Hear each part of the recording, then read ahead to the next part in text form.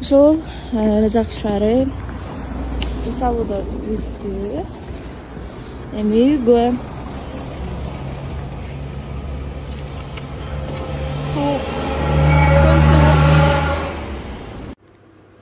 Доброе утро.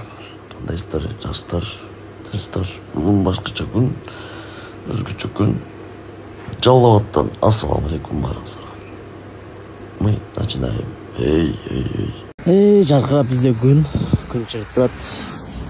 Бирок суук. Мощный да. Күн чыгып атат, бирок суук болуп атат. Азыр эми майда-чүйдө жумуштарды бүтүрүп кайттык. Буюрса бир аз кыйынчылыктар болуп атат. Бактала. Эки подружка бири-биrini өлө жакшы көргөн болсо, бири-бирине эч качан жамандашпайт дейт. Наоборот, экөө отуруп алып бир адамды жамандайт экен. Ушундай кыздар. Турмушум, ошол чындык ба?